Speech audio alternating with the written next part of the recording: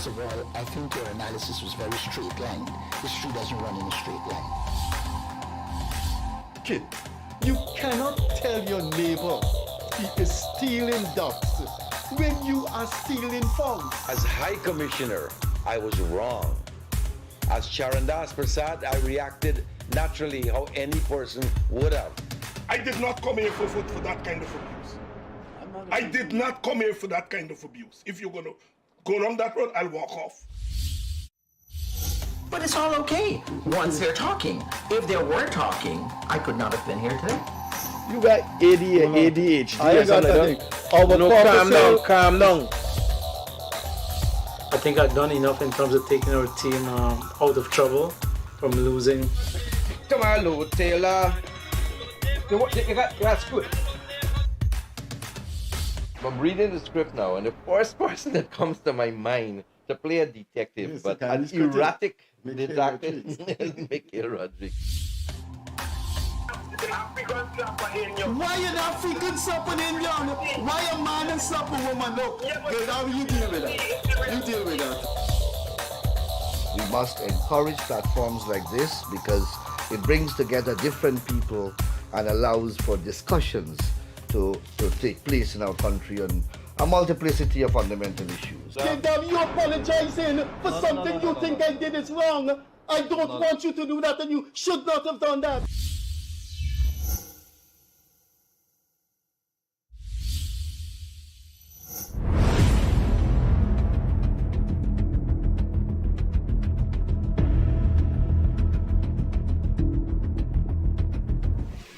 Hi there, welcome to the Freddie Kissoon Show. Thanks for being with us wherever you are. Good morning, good afternoon, good night, good evening. Our topic this evening is what will the US foreign policy be like under President Trump? Since the dark days of colonialism right up to 2024, there's always been a divergence between third world scholars and Western scholars when it comes to the international system. There's hardly been any book written on international relations by the third world and a Western scholar that are identical. And that has a lot to do with history, culture, the way third world scholars see the international system is not the way Western professors who sit in Western universities, born in Western developed countries, see the international system. Tonight we will take a look at how some educated Guyanese men who know about international relations, what are their take on what the world will be like with Mr. Trump in the White House. In other words, we're giving you a third world perspective on international relations. And I think those of you who are listening in the Western world, in the diaspora, you will naturally see the disconnection or the difference in perspective as I have seen for so many decades.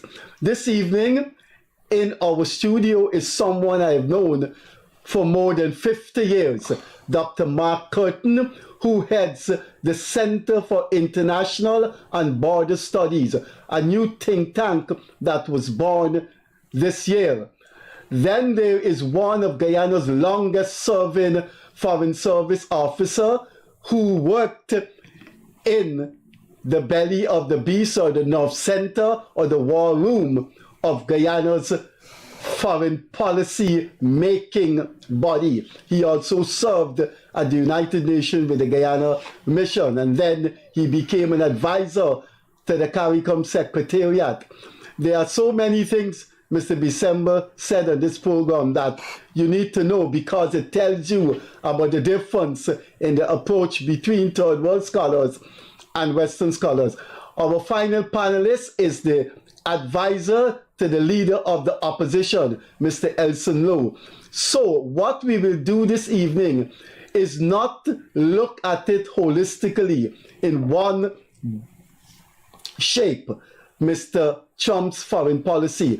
I would like to break it down, what it would be like to Guyana, then South America, the third world in general, international economics, NATO and Europe, because Mr. Trump have said so many things. What will become of the war in Ukraine? So we will dissect it like that.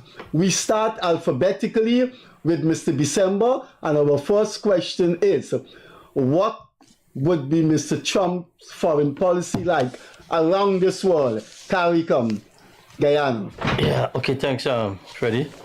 Thanks for having me again, and to my colleagues. You already put a little framework for us to proceed. Actually, when I was reflecting on how to approach the program, I remember when a couple years ago, Minister Todd assumed the post, and I attended a dinner with him. This is the first time I can actually meet the gentleman. And I remember explaining to him from my perspective over the years about what we as practitioners used to call the theory of concentric circles. All right, where you start from a smaller circle and you move out progressively. In our case, it would be CARICOM, the OAS, Latin America, the wider world. And it struck me that that theory really can't apply to the United States, because there's one big concentric circle. They encompass the whole world. We, from a small developing state perspective, could compartmentalize those things. But when you sit in Washington looking out, it's the whole world you're looking at. So we gotta leave aside that thing about concentric circles. Secondly, what I thought might be more helpful, I might be wrong, is that it could break the thing down in terms of issues. All right, you can call some names, and trying to give a Guyana perspective from us looking out as a small developing country. I would say the following. I'll just say some things. Oil and gas. This is from a Guyana perspective. Oil and gas, climate change, CARICOM, Venezuela / Maduro, which is also interrelated with oil and gas. And we go back to a couple years ago when there was talk about regime change when Maduro was in power and Trump was also in power at the same time. We go a little further out, Cuba. And then if you take that more global perspective, security in the region, which has to do with the whole gamut of trafficking, arms, drugs, persons, which is related to the migration issue within the United States, that is domestic matter, tariffs, and two other things I'd probably mention, China, and to a lesser extent, Africa / India. The two other big unknowns, Russia, there's a country, but it's also an issue. And of course, Gaza, which is an area, but it's also an issue. So I think those are the range of things you look to see what the gentleman intends to do. From our perspective, we would have certain ideas as small developing countries. I think I said when I was here the last time that we got to go out there and make ourselves relevant. The ambassadors in Washington have to do their work.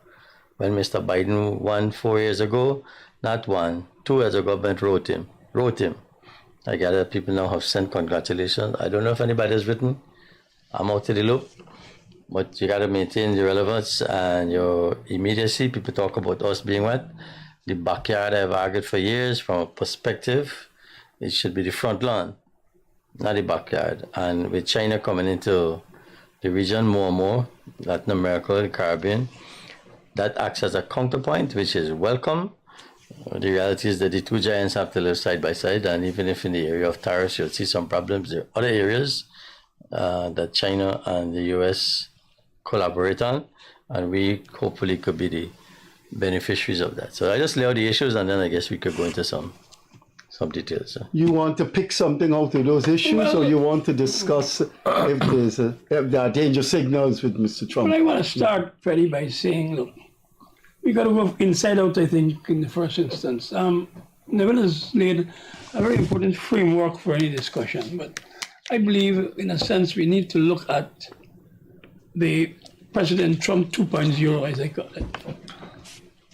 We have recognized that in the first iteration, there was a high level of unpredictability in relation to the foreign policy structure or the foreign policy articulation in the United States. So I would say the first thing you have to do is recognize that the only thing you could predict about Mr. Trump is his unpredictability. Secondly, I've seen where Mr. Trump has been a naked transactionalist.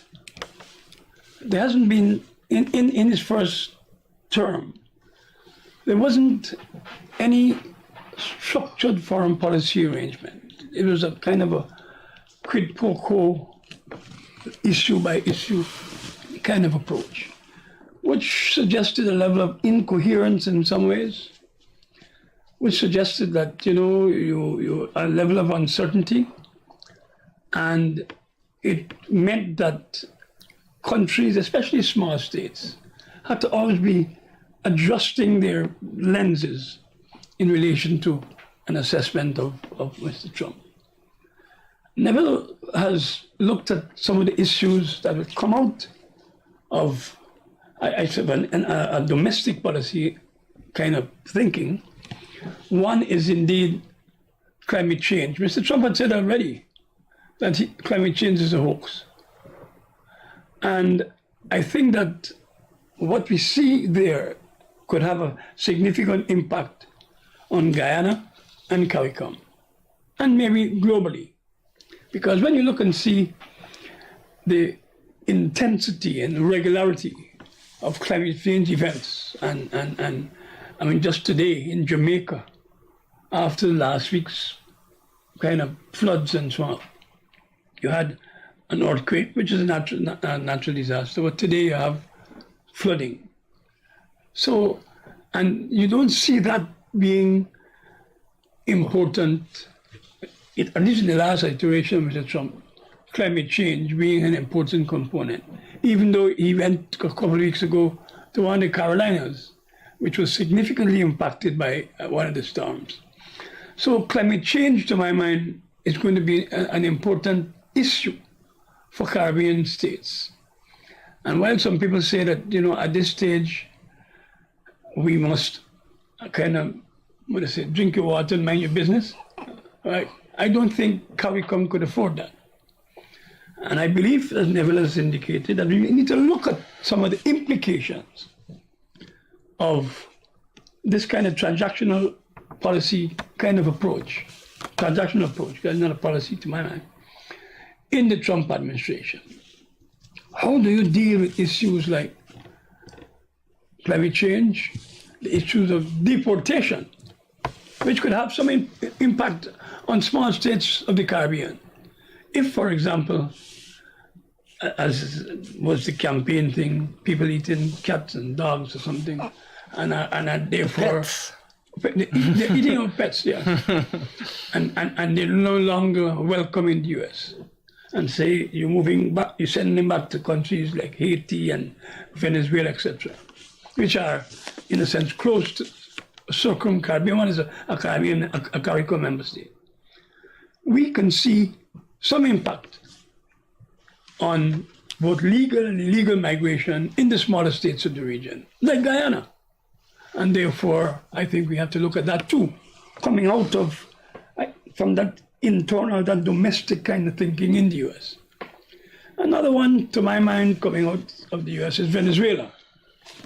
I think Venezuela has, I think we have, as the Caribbean, and Guyana more specifically, I think we have to assess very carefully what could be some of the impact of this change in regime in the US in relation to Venezuela. And it may have a link to oil and gas. Because if you see Venezuela now, for the US, being a state that has more than 300 billion barrels of oil already discovered, so to speak, and they change the approach to Venezuela, it may have an impact in Guyana, and our own national interests will have to be reassessed in that context. So I think those are some of the things to start with, Freddie. Looking internally at what Mr. Trump's thinking has been there, and how it might be reflected in the cadres or in the power structure. And Neville is right. I believe also that we have to deal with a robust kind of approach to the U.S. I don't know if you said those words, but basically I think my understanding is that CARICOM ambassadors will have to do their work. So to make yourself relevant, you know. Yeah, so Freddie, that's my beginning. The French word, the rapprochement. Elson, you think there's going to be a rapprochement between Trump and Maduro with implications for what was just said by Dr. KIRTON? Well, let me start out by saying I don't know that I was surprised that Trump won, and I did extend congratulations once he had won. And his margin, I think, is what I had anticipated. To that end, just to give you some perspective, because I'm known generally as an economist, but I have a degree in political science as well. And I would have spent quite a lot of time studying U.S. foreign policy, having taken a class generally regarded as one of the better classes on it, which lasted for an entire year. And some of the insights from that at first was Mr. Trump having a very interesting approach. Took a little bit of time to assess his foreign policy, but I see it as falling under, and U.S. foreign policy tends to fall under 4 different schools of thought: Jeffersonian, Jacksonian, Wilsonian, or Hamiltonian. Each of them has extensive writings under them, and that can inform the approach the different presidents take to issues. So I think Mr. Trump is a Jeffersonian Jacksonian. That is to say, he'll have a strong focus on domestic strength of the economy and the health of the country. He'll be anti-interventionist, so he won't be focused on foreign wars. And he'll have an approach which is robust, but maybe is not as willing to suffer any kind of slight. So Jacksonian thinkers tend to look at national pride a lot more. And of course, Jeffersonian thinkers, as I mentioned, tend to be non-interventionists and focus on the local U.S. economy and so on. What that means is that when we look at the relationship between the U.S. and Venezuela, it will depend a bit on Venezuela's willingness to engage the U.S. in a way which acknowledges Venezuela's, I don't want to say weaknesses, but I don't think that he will be friendly to rhetoric from Venezuela that Chavez might have put out, which would be very anti-US, kind of the Americans are dogs type rhetoric.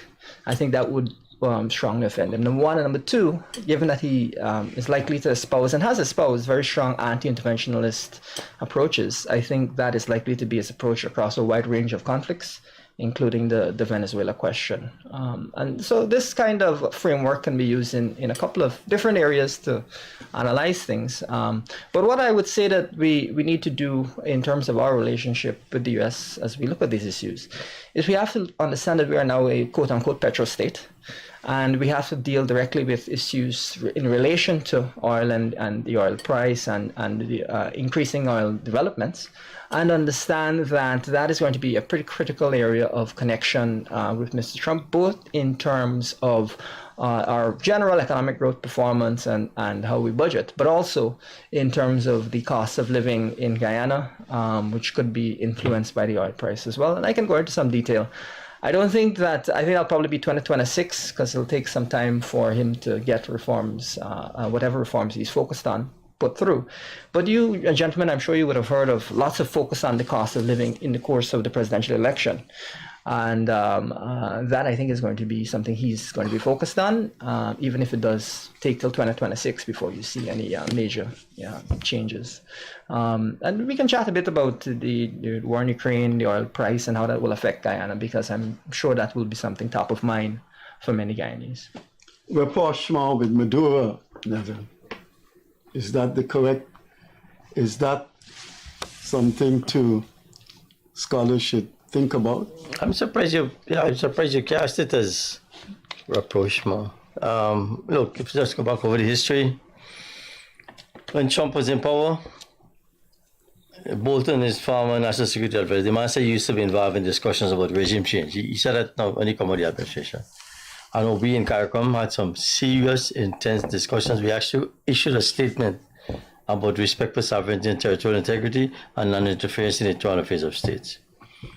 things the party had fairly advanced, and whoever the strategist determined that it was not viable or whatever. There might have been some extreme fallout. Mr. Biden came in, with some softer approach. Back channel, send people down there, the meeting through third parties, Norway and so on. Next thing you know, they open a dialogue. Next thing you know, they allow Chevron to start back pumping oil. In total contrast to what Mr. Trump did. I think the Democrats have seen the folly of that because it was a quid pro quo.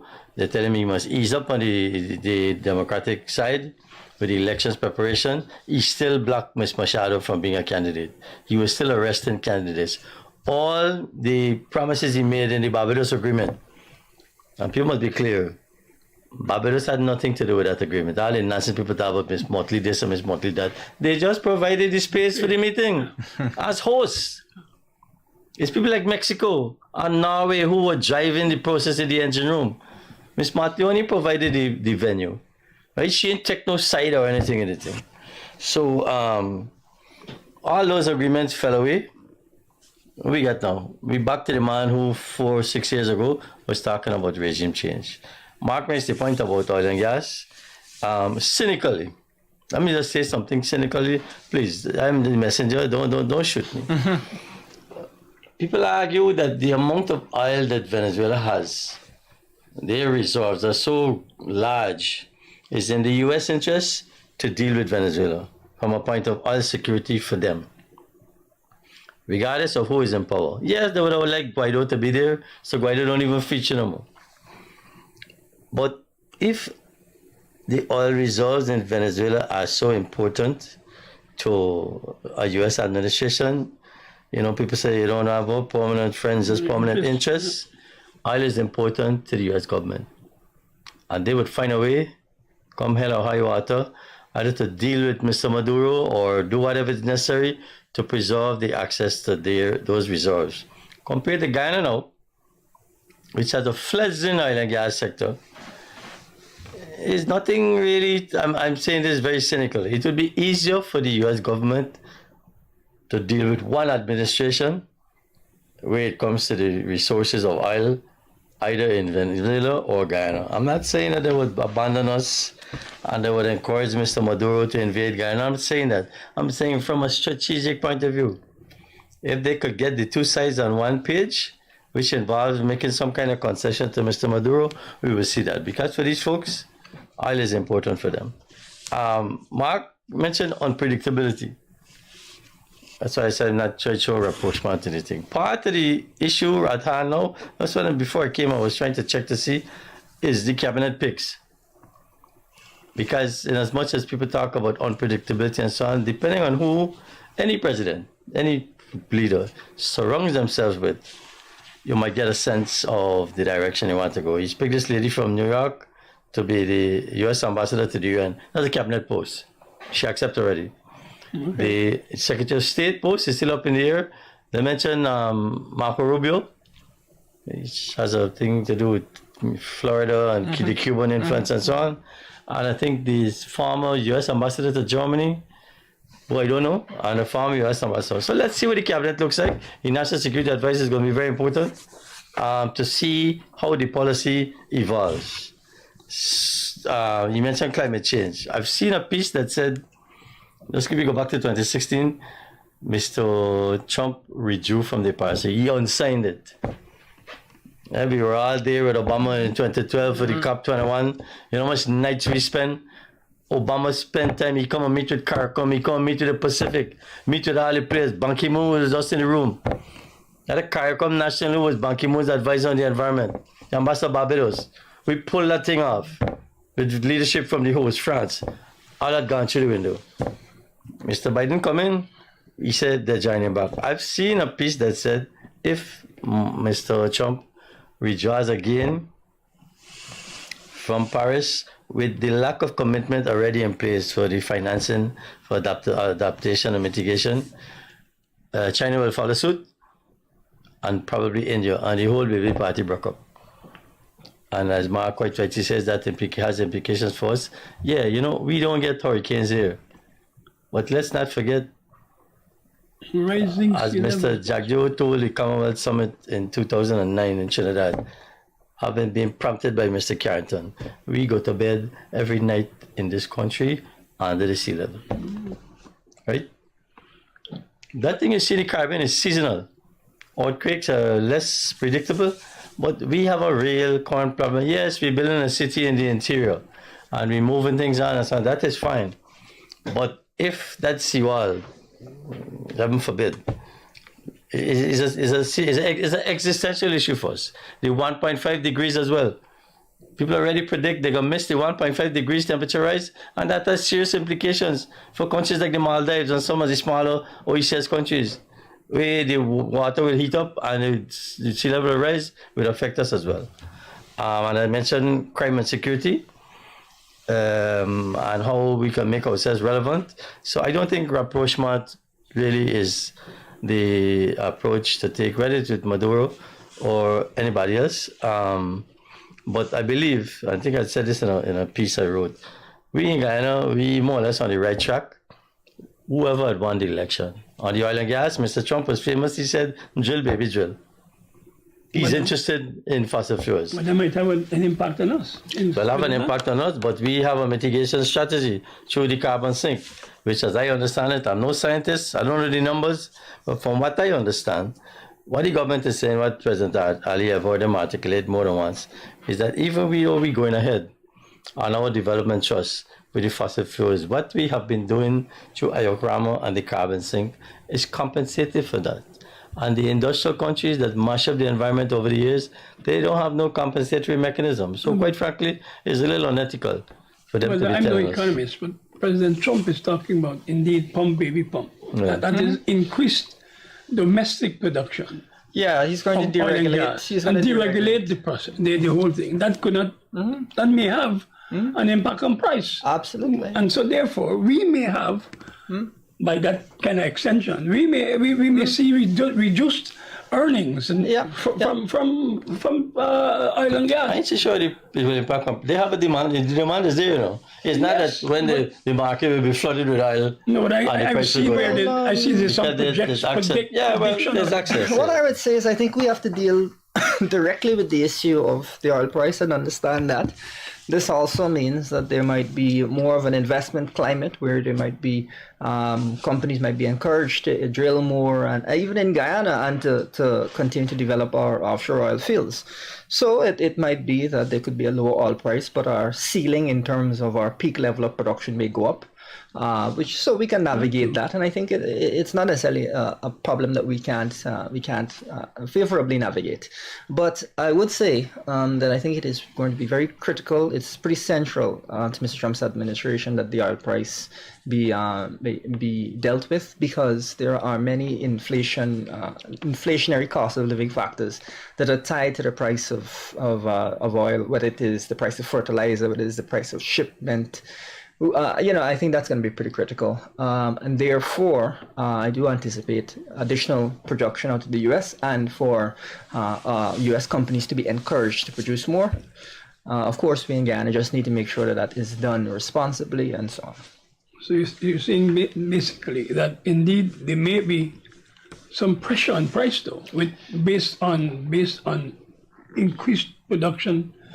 Both there and other places. I think that's definitely that a question. Definitely a question. If the increase in oil production in the United States is to satisfy domestic demand, and reduce costs, I don't think that would have any impact outside the United States. Reduce price of oil. We don't export oil to the United States right now. No. We sell to India and other countries. It's a separate market. Yeah, but the oil that would otherwise I don't think there will be a glut, because the demand, as I understand it, the demand internally is there. For us, those who pointed the finger at us, we have other options. Solar, the wind thing, I don't know what happened with the wind thing. Since 1996, a man from Colombia meet me and tell me we could do wind here.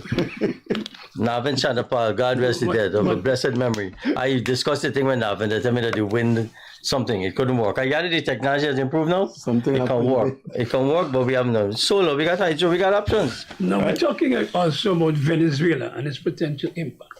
We've seen Mr. Trump talking about negotiating some arrangement in the context of Ukraine and Russia.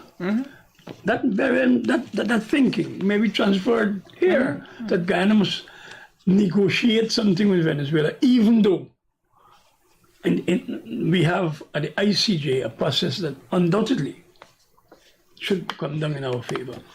You may have that kind of pressure, to my mind, being placed on Guyana. And that could bring some issues.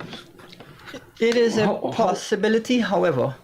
I think that, and this is, maybe you can kind of see this reflected in some of the statements he makes. In essence, Maduro would need to be his friend, if that makes sense. Not just in terms of interests, but he would need to actively come and say, well, you know, Mr. Trump, I've always been an admirer, etc., etc. Maduro will say that, do you think? I think he won't. Oh. But I think in order to get movement, you may recall Mr. Trump's cabinet coming out and saying Trump is the best man I've ever known. Remember, there was a whole process. Every one of his cabinet members made public. Yeah, Trump's cabinet members made public remarks. Well, you know who was the hawk? Mr. Pompeo. And you saw what Mr. Trump has said yesterday. He's not. He's not going to be part of the thing. So the hawk is no longer going to be part of it. There's one I hawk. think they got him for the defense secretary. And Bolton, Bolton he's out. He's removed. And Bolton who's another hawk, was also. Well, he and Bolton Bolton is an extreme hawk. But I'm surprised the economic czar amongst us, he hasn't mentioned anything about the tariffs. I mean, we've said quite a lot about oil. Yeah. Faris Zakaria did a piece about 2 weeks ago. Again, I'm no economist, but it's basic common sense. How do tariffs work? Right, they give this Guyana, and we put on a tariff on goods from China.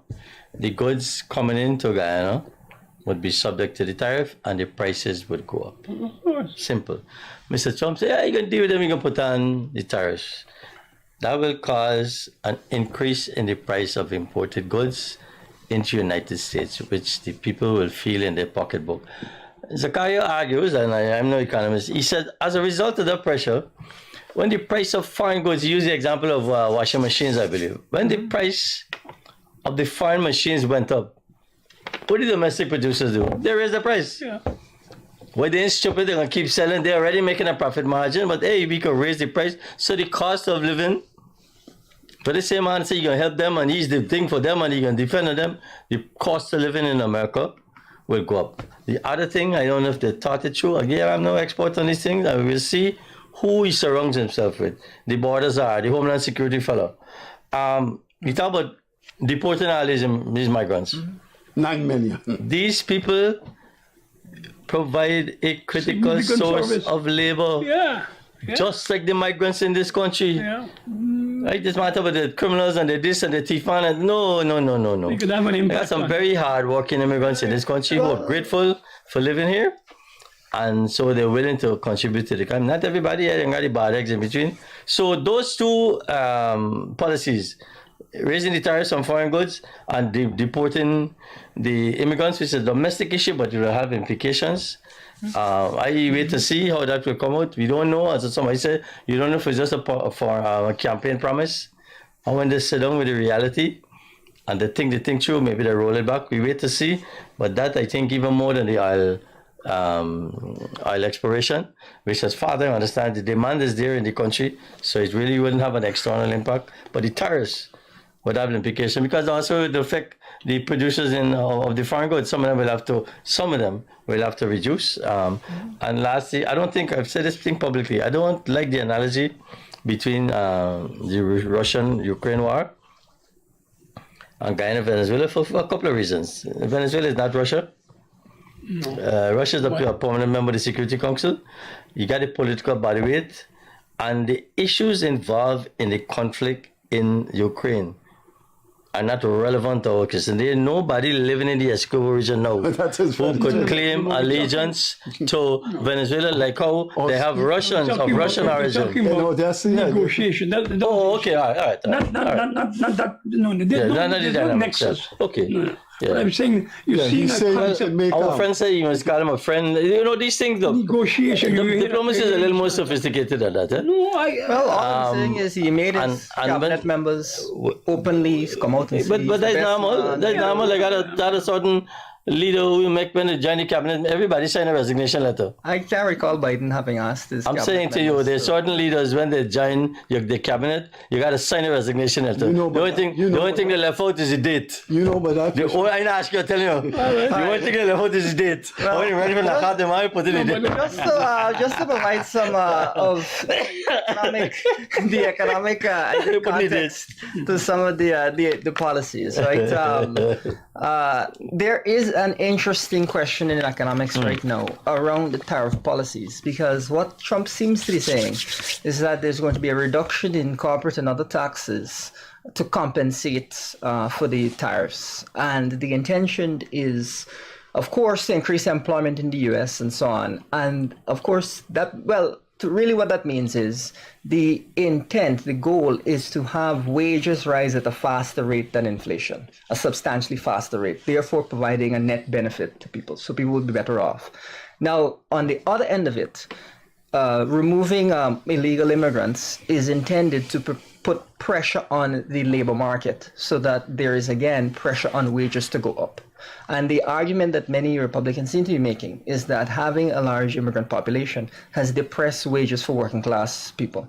And so the idea is whether... That's so, but go on. Well, that's the argument. Yeah. And the idea, therefore, being that by pressuring the supply side and by restructuring the tax policy, they'll be able to produce a net benefit. Now, that depends. There's a wide range of factors involved in that, but that's the thinking behind it, and we'll have to see if that works out. Of course, it is very complicated to execute, but let us see how they approach it. But that's their thinking. One man here has spent decades in practical international relations as a foreign service officer, as someone working in embassies of his country and CARICOM. One man here has taught international relations for decades. Jacksonian or Jeffersonian foreign policy.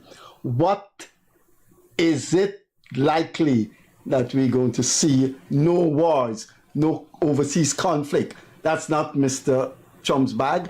So whatever it is, Jeffersonian or Jacksonian, are we seeing an American retreat from wars, Mark? Well, I could see a change in the global order.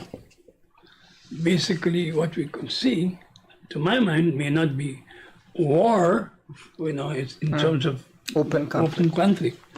However, we can see some trade wars, we can see some movement to kind of reduce the impact of China, for example, and its footprint, which could have some level of concern for small states and developing states.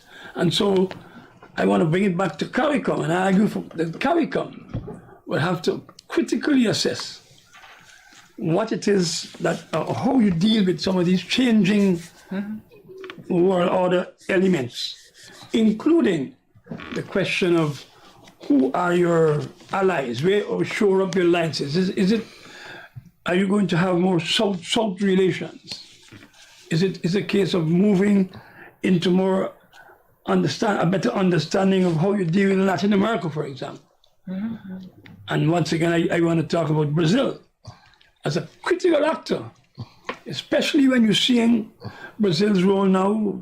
You're the leading Brazil expert in Ghana, aren't you? I'm not. No. I don't think you wrote a book on Brazil. In the region, not Guyana. You wrote a book, and your book was the subject of a show here. And I think. But are we saying that basically, I think we have to reassess as the Caribbean, and to be more proactive in relation to assessing and in a sense restructuring the linkages we have now, given the unpredictability. Never December, there is a scholar in the Caribbean that is more au fait with Brazil-CARICOM relationship than Mark Curtin.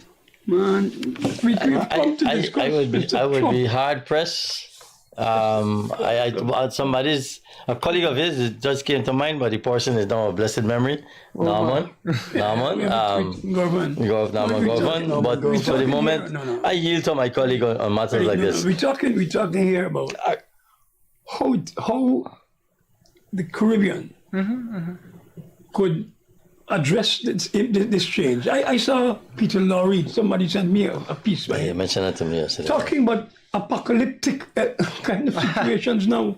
Well, And you look at it, to say, this is kind of concerning, because they talk about now that Mr. Trump will look at this, return to the Monroe Doctrine, and looking at the Caribbean only in that kind of light, that, you say, he says jump, and we got to say how high. Now, if my mind, once again, and I yield to my colleague who has lots of experience in the workshop of CARICOM affairs, that it is time that we move away from what I see a rising insularity to one that we have to ensure that in this present change that many people anticipate. Because, for example, if you get Marco Rubio, as you say, in Secretary of State, you got because he's a hawk too. Yep. You're talking about the impact on Cuba, Venezuela, Nicaragua, and by extension, the Caribbean, CARICOM. So I believe it has to be carefully and quickly re-engineered and refocused to look to shore up your alliances where they are and build new allies where they're not. So you might look now to Africa, for example, I believe, as another potential area. I mean, if even investors become disinterested or afraid of Trump's kind of movements in America, we might want to see to what extent CARICOM could kind of get engaged in investor or provide more investor confidence in this region. So it gives us the opportunity, I believe, these changes in what people figure is the global order now. It gives us the opportunity, and I think a necessity, for CARICOM to step up to the plate. Let me stick with that for a little bit. Yeah. This is something that we in the community realize for some years now. Look, people used to come to CARICOM when it's election time. That's all they used to come for. Why? Because it's 14 votes. If you want to get a Secretary General in the OAS, and you got the whole of CARICOM behind you, there's 3 more votes you're looking for. OAS is 34. And I think the realization hit us that, hey, we got to be more important than 14 votes. So we started a concerted approach to look at what you call non-traditional partners, the Nordics. I'm not telling tales out of school. Every year, the United Nations, the foreign ministers have a number of side meetings, including one with the Nordic group. Mr. Modi coming in next week or something like that. Right, Mr. Modi, we reached out to Mr. Modi. We tried to arrange to come to Trinidad. He had a special meeting, he cancelled. But he was very embarrassed because he had an internal problem at home. Mr. Modi had a special meeting for the CARICOM heads in New York the next year during the General Assembly. I mentioned about the vaccines. Right? You mentioned Africa. I said Middle East. Them people have bread, plenty money. Plenty money. They're willing to spend. They also are looking beyond the immediate focus. And if we could, in years gone by, with even things like the Shabadin election, we use our relationship with the OIC, the Organization of the Islamic Community, to good advantage. You see, we have things going on now with the Arab Development Bank. There are other people that we could look at. As I said, don't put your eggs into one basket. China, I keep saying, is a counterpoint.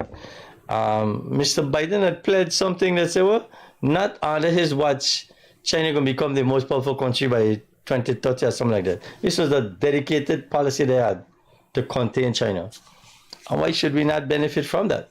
If they're looking to, if you look through the Caribbean, the highway in Jamaica from the North Coast, the Queen's Hall building in Trinidad, look how much Chinese project they got to the bridge, the airport. a lot of infrastructure projects through the Latin America. They've been slowly expanding, and the U.S. has taken note of that. Now, But you the Belt said and Road Initiative, the Belt and Road Initiative, is a right? significant one that Which we signed on, right? Now, you said We signed on to that. Yeah. a man like Peter Lorre, a respected diplomat, he said apocalypse. Yeah.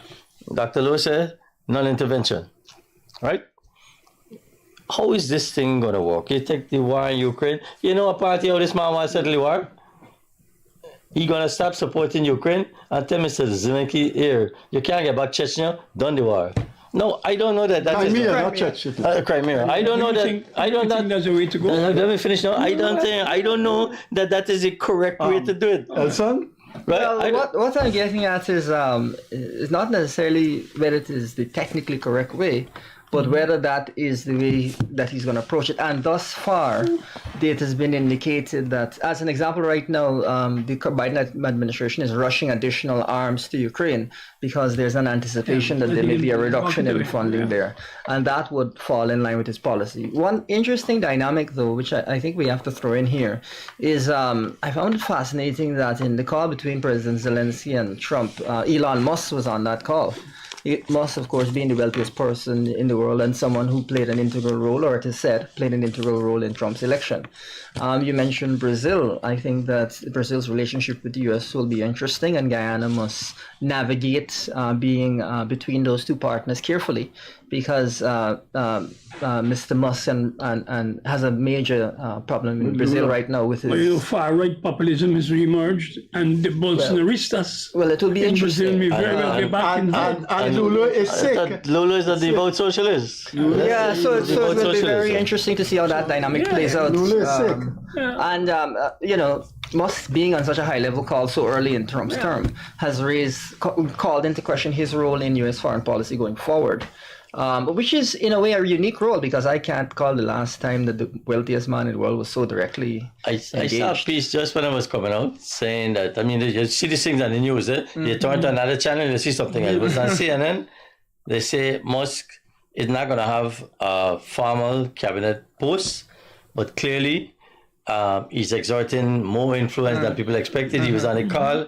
You got senators, people who want to work now, calling Musk to make him put in a good word for them. So we still don't know how that is going to go. And it has happened in other administrations. It happened right here. You got people who are advisors. They don't take a formal post. They don't take a salary.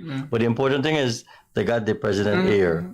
So you can't not factor that in. So, Elson, what worries you most about the Jeffersonian, Jacksonian direction of Mr. Trump's policy? Essentially, historically, what has been one of the periodic concerns of the U.S. Is when the U.S. looks internally, it can sometimes lead to a less stable world. One of the interesting events that you would have seen is that the U.S., people may not know this, but the U.S. was very, domestic population was very reluctant to get involved in the affairs of Europe leading into World War I and World War II. They were very, very reluctant. And the sinking of the Lusitania was one of the major things that changed public opinion. FDR had a difficult time convincing the U.S. to be engaged in foreign wars. So we may be entering into a period where the U.S. is inward focused. Means that it is less involved in playing a role, a balancing role around the world, which may mean that we could see more small conflicts around the world. So that's a possibility. The premise is when they look inwards, outwardly the international system becomes more unstable. Do you? Well, the idea being... You heard that, gentlemen. You heard that, right? You see, I started off earlier by talking about the fact that the concentric circles don't apply to the United States. If he's right and he said they done with this, the non-intervention, I don't know that makes the world a better place for the United States, because they are so engaged globally in several areas, you know, the Taiwan Straits, which is important for their trade. So you can't say non-interventionism at all. Yeah, I don't know how that in practice, with the best will in the world for the gentleman, look, I mean, you know, I didn't finish just now. We say, okay, you want to end the war in Ukraine by pulling out the war. There's been a credible threat of assassination on Mr. Trump. They arrested 2 people in New York last week. They're looking for a third person, a 51-year-old man. They know the man. He's an Iranian agent. And in the U.S. scheme of things, an attack or a threat of an attack against a U.S. president is an act of war. And Mr. Trump said, anybody that threatens a president, what you can say? You can wipe them off the earth or something. So we're going to war with Iran next week. You don't know. Just like how he said, you can raise tariffs. Just like how he said, you can throw the migrants. You don't know these are things he said on the campaign trail, but it will test his hand. If he's serious about non-intervention, and here's somebody threatening to kill him, when in fact he can fold his arm and say, oh, he's joking, American. Or just send some, SEAL team to blow up other people. Or, as he said, annihilate Iran. So again, we're waiting on the cabinet to fall into place. Let's see. I gather some people busy writing policy papers. You hear something about what do you think, ma'am? The 2025 story. Some document that they produce. Yeah, and the Republicans kept saying is not their blueprint, but their fingerprints are all on it. Let's see. It's a little early days, but we, from our point, I think we already know some things that are key for us. To all three of you, in his first, there's something in Mr. Trump's psyche that doesn't make him enamored of Western Europe. At one time he did say in his first term, I don't know if it was during the campaign or when he was president, he said the EU was created as a challenge, right? As an adversary of the United States. It doesn't seem that Mr. Trump is enamored with Europe. What would be the likely outcome of that? To all three of you, beginning with Mark. Well, first of all, I think Europe has its own peculiarities. I believe that the European Union, because of the range of states, the different types of economies and so on, Trump's policies could perhaps have an impact on their economies, but I believe that as a unit, it has stood the test of time in relation to how they project and how Europe projects itself globally. And your question was whether Mr. Trump is not enamored by Europe, but I think that there'll be some falling out. Yes, but I think it could be short term. Once again, Trump's his cabinet is not yet fully structured, and as Neville said, you don't know if all the hawks are in yet or the doves will be coming.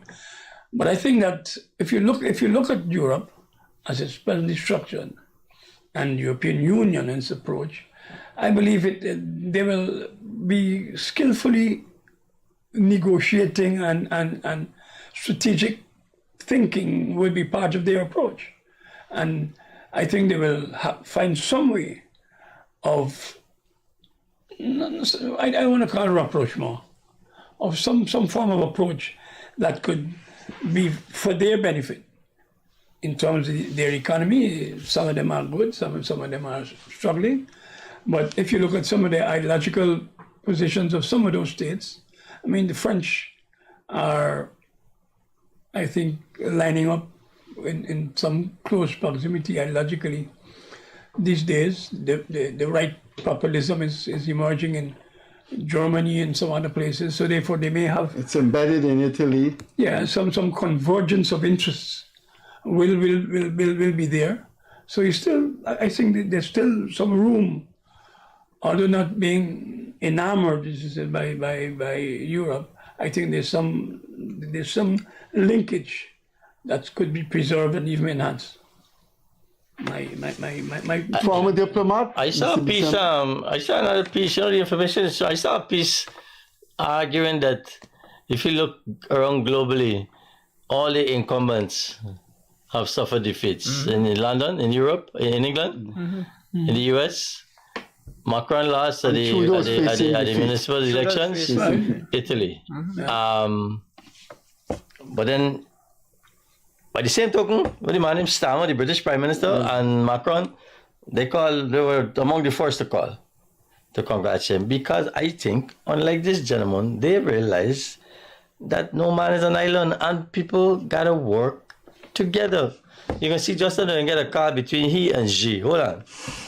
Right? Mr. Trump can't believe well to hell with that. I think he had a problem, as I understand it, with the European Union nations not contributing enough to NATO. Not so much the European Union, qua union as a unit. We put tariffs on and them. he had put tariffs on them, and we explained that already, the danger of that. But international peace and security, global stability, requires a certain meeting of the minds. Look, the Chinese and the US, with all the problems that they have, you better believe they got a back channel. When things, just like we learned from the Cuban Missile Crisis. You think that will happen with Trump? Trump is unpredictable. They got a back. Well, so the military people in the room will have to explain to him. I mean, somebody say you don't like the military briefings, his attention span and so on. So let's see. I think the reality will set in sooner or later. The other thing we didn't mention is the United Nations, to see what Guterres can do, some of the more seasoned diplomats. This lady is new to the UN, but she's favored by him and she's hawkish, to see what position they will take. You can't discount that, but there are other people. I think some of those United Nations bodies and agencies will be definanced. Yeah, he had said that. He had tried that. He had said you're that. going to have a reduction in the development assistance. capacity of the United Nations. That is something you got to look at. I think those are serious questions. Wilsonian and Hamiltonian thinking is multilateralism, the UN, Woodrow Wilson having played a big part in building out those institutions, and Hamilton having played a big part in the US's foreign trade focus. So that, I think, is going to be on the back burner. And when it comes to Europe, I think you're quite right in mentioning this question of European countries meeting, was it 3% of GDP, 3% of GDP spending on defense. Trump has said that they have to quote unquote pay. And when he said pay, I think he means in literal cash. They need to spend on that. And there have been floated plans, or the administration seems to be interrogating whether they can scale back NATO. And have a deterrent presence, but scale back NATO, and therefore I would say, nudge the Europeans towards building out their own capabilities. That is going to be a very interesting question. The extent, of course, there will also be the question of whether European countries will develop their own domestic industries more, or buy U.S. military equipment, which might be a way to kind of work together going forward. But I would say that's a pretty serious issue. I think Macron and Starmer. Macron previously tried the attempt of being Trump's friend. There was one of the most famous examples of it is him holding Trump's hand for about 15 minutes, walking with him, and that maybe didn't bear the fruit that he thought that it would. I guess maybe there's going to be a new diplomatic push from those countries to try to encourage Trump to have one foot in Europe, so to speak. But it is definitely a question, and I find it difficult to see European countries not having to spend more on their military going forward, as Trump sees that as a quote-unquote free rider problem. So the European countries are benefiting. They have more robust social programs because they don't have to spend as much on the military. And so I think in his mind, he sees that as something which needs to be rebalanced. And so we may see that rebalancing negotiation play itself out in coming months. But the elephant in the room is Ukraine. There is a divergence in ideological perspective between Trump and the EU nations about Russia.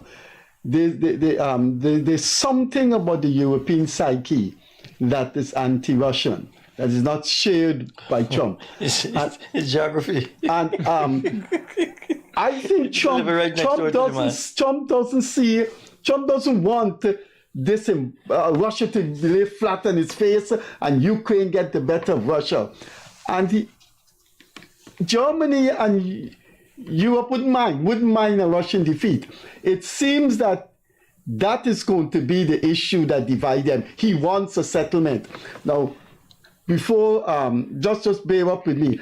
A guy was a contractor for the campaign, and I can't remember his name, and he said some things about Ukraine. And then this is last week, and Trump said quickly he didn't speak for us. Yeah. But he said some serious things. He said, listen, The die is scarce. You have to give territory to settle this thing. I'm putting it to the three of you. Is there going to be some serious quarrel in the imposition of Trump on Ukraine? And by the way, before you enter, during the campaign, he said some seriously insulting things over the past 4 years about Zelensky. Yes. They seem to have made up. He's very close to Putin. We know that. He's more pro Putin. I had toyed around with a couple of ideas, like a demilitarized zone. Somewhere or from, I don't know how it will be done. Maybe the UN could get involved to do a proper referendum in the disputed territory to find out from these people. They held a referendum, but some people say they just put a gun to people that come and knock on the door. Who you want to rule you? Russia, right? A proper internationally supervised referendum to see, in fact, who these people want to be governed by, Ukraine or Russia. I don't see, I mean, you say Biden and Russian arms up. Look, war is a business, eh? War is a money-making business. We saw that in the Gulf War with people like Rumsfeld and them, make plenty money. Guns and tanks and planes and so on are made in factories, invariably in developed countries. So some people, I use the term loosely, I'm sorry if I'm sounding cynical, some people don't mind a war. Got to make money. So anytime military-industrial complex. Military-industrial complex. So anytime I'm pulling out of a war, you're affecting people's jobs. You're affecting people balance of payment. You said that, you mentioned earlier about Trump giving people a tax credit to the business people. Those people are not altruists. You think any of them businessmen ever pass on that tax credit to the consumers? No, they just enjoy it and they give themselves a bigger bonus. So I don't know that we will see a quick end to the war. You know, President Biden is still the president. Let's see what people like Musk and them can do between now. I know the call seems to have gone well. Don't think there should be a greater role for the United Nations in this process? I mean, I don't know that they're not doing it, because it's the next thing. Not unlike us in CARICOM.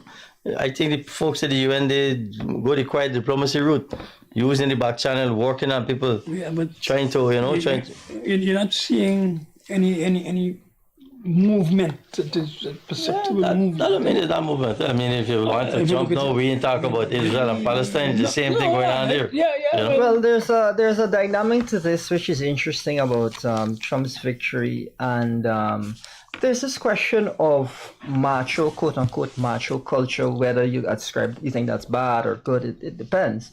And the idea that leaders who are macho in their personas, like Putin, Trump tends to have an affinity for them. That's been a question for some time. And now him having won in part due to disproportionate support from young men, him having spent a lot of time tapping into that subculture by going online on podcasts, his son apparently having advised him to do that.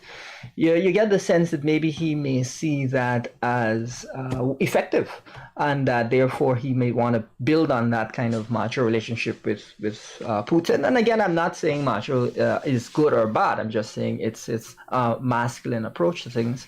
And whether that might mean that Ukraine is a little bit sandwiched in between. The operator signal, we gotta go. Can we each wrap up alphabetically, beginning with Neville? Well, just an update. I don't know that the most macho person I've seen of recent is Zelensky. I never seen him out in a suit. I wanted to. He always in his military uniform, fighting, sleeping in a different house every night. So that's one thing. I don't think Kim Jong-un is macho neither. It's probably more this man's affinity for autocracy and authoritarian type of government. So from us, let's get out. We got to go quickly, make ourselves relevant. CARICOM should act on early meeting. We must bear in mind Mr. Trump never met with the community as a whole. Mark? Yeah, all I want to reiterate is my concern about Trump's unpredictability. And therefore, I think we have to be careful at every step of the way, especially CARICOM, giving its closeness in relation to dealing with the issues that impact us almost immediately. Climate change, deportation, economy, trade. What do you think?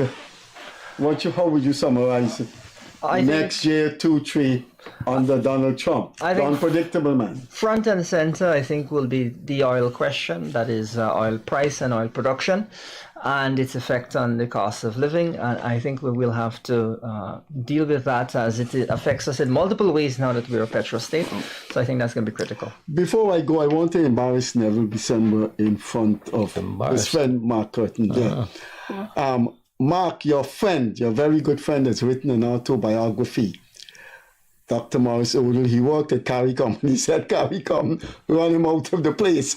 If he was advisor to the General Secretary, he must have played a part in that. Secretary General. I told you, Freddie, that I don't know that you could hold my friend Dr. Odell to ransom for. I read the thing, one sentence in the whole big chapter, the whole book that he wrote about several other things. That's why I told you I don't think that is something that. But he put some. He did say, but he was ill-treated by I don't. He said that. I think, look, if you're in a position, look, my whole life I have been an advisor. My job is not to let people take the advice. I just give them the advice. Morris is the same thing. Well, operator said we 2 minutes ago. Listen, this has been a good discussion. Yeah, as usual. The perspective from the third world, not from the American Ivy League universities. Thanks for being here. Thanks for being with us. You were watching Neville Bissember, long-serving Foreign Service officer, now lecturer in international relations at UG, the evergreen international relations expert, Mark Curtin, CARICOM's leading expert in Brazil, and the advisor to the opposition leader on matters of finance and economics, Mr. ELSON Lowe. We were discussing the foreign policy, the upcoming foreign policy of President-elect Donald Trump. We will see you on Wednesday. On behalf of our panel, catch you later, man. Bye-bye.